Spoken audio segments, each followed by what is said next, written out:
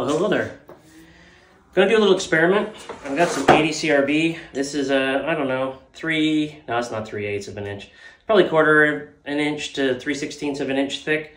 I'm gonna use this 80 CRB2 as the core. These are 80 CRB2 1/16 of an inch thick. And I'm gonna actually put some brass in it. I've got a big project that I'm working on with a bunch of Damascus. I'm trying to get to about a 400 count. And before I ruin a whole bunch of Damascus trying to see if brass will work, we're going to try it with something a little less, well, time intensive. So stick around, let's see what we can do.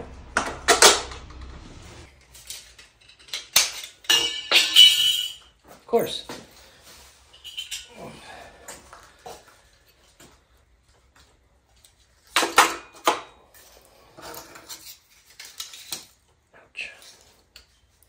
Okay, so we got all of our pieces cut up. Now I just got to clean them, and then we're going to weld them together right after that. I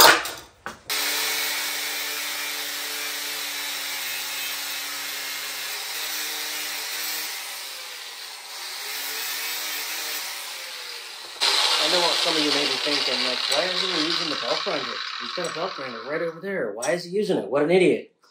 Yeah, it's not faster than doing that.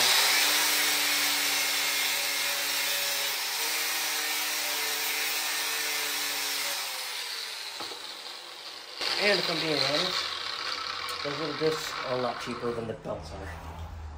That said, I will be using the belt grinder to clean the brass. I don't know why I'm recording this part. It's cleaning the brass.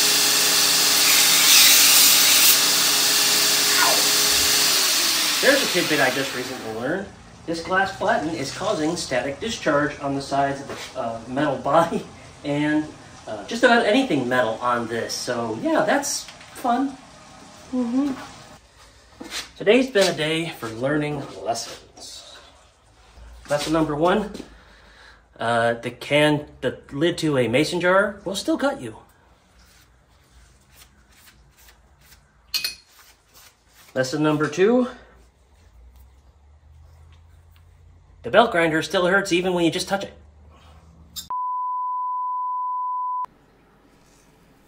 Wow, if I only knew it was getting ready to happen.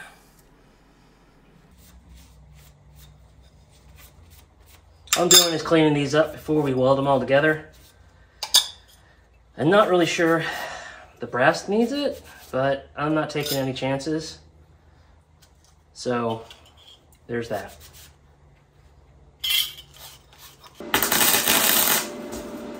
That's really bright.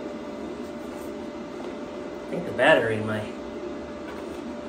welder went out, or my mask went out. Let's try it again.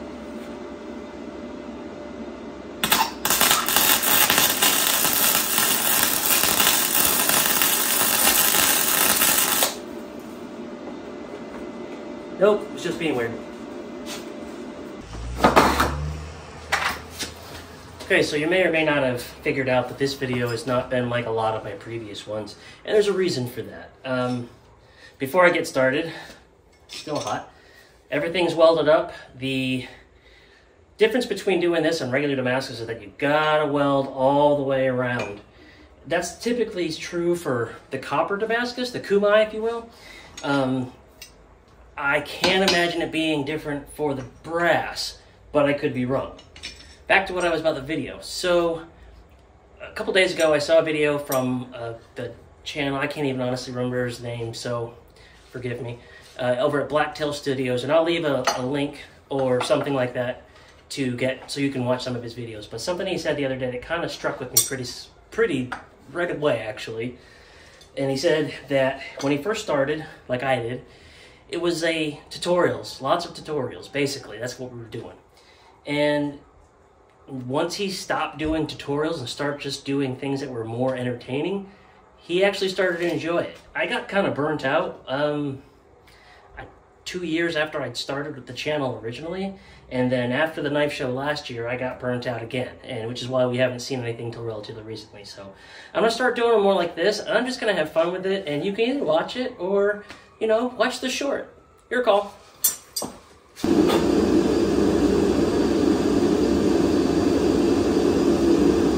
Okay, so the billets in the fire, I didn't record that because it's putting a billet in the fire, no big deal.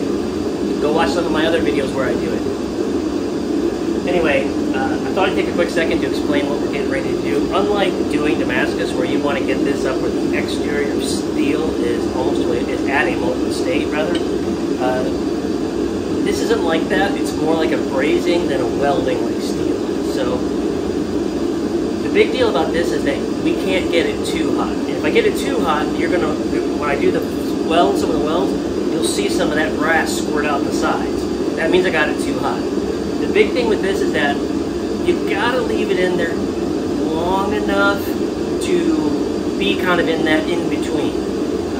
So what I like to do, because I've done this before with copper Damascus, is I like to get to like where I'm just about comfortable doing it, and then I wait just a little bit longer till I'm almost panicking, and then I take it out and set it. And that seemed to work on a different type of billet that I was working on last year sometimes. So anyway.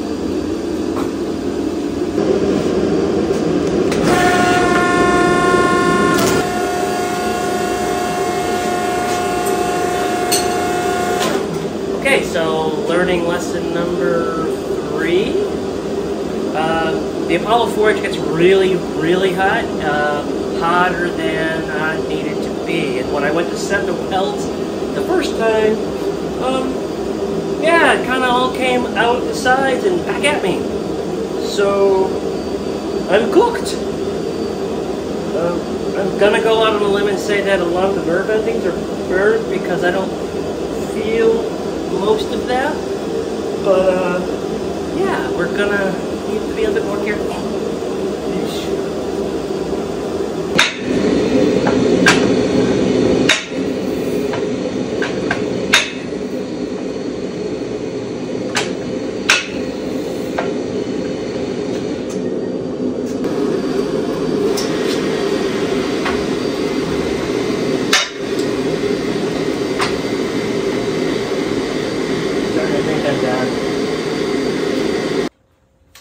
Okay, so I'm not super confident that this weld took, or that honestly there's any more brass in there.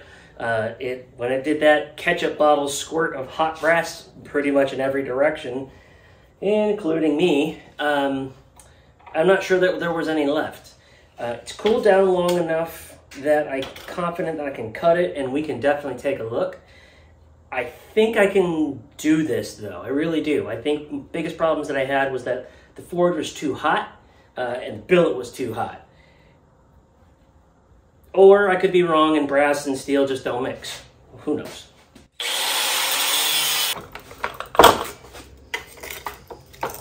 So far it's not looking good.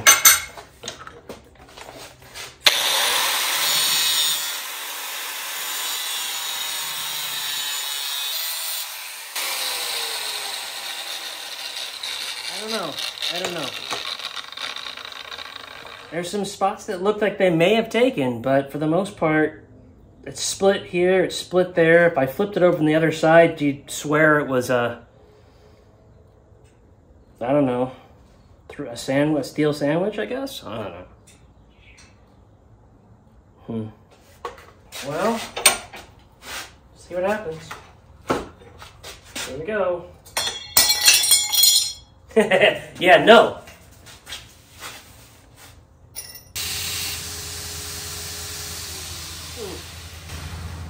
That's interesting. So, yeah, it didn't work at all. The interesting thing I find is that if you look at them all, they do have that brass-ish color, but as you may have seen on the belt grinder, I don't even think it's microns thick, so it's probably nothing. But what I find really interesting is that the steel here actually has like cracks and fissures in it now, and that's interesting to me. I don't know what it means. I'm sure that part of the problem is the ketchup, the brass ketchup that we had a little while ago, but for the most part, yeah, I'm starting to think that maybe brass and steel might not go together. I don't know. If you know, leave it down in the comments or leave me a message, whatever it is. Let me know what you think. I don't know that I'm done with this particular I'm done with this project, but I don't know if I'm done doing this yet. I think I can do it again. I might do it again, lower the temperatures down, and well, we'll see what happens. But anyway, appreciate you sticking around, and I'll see you in the next video. Damn. Ooh.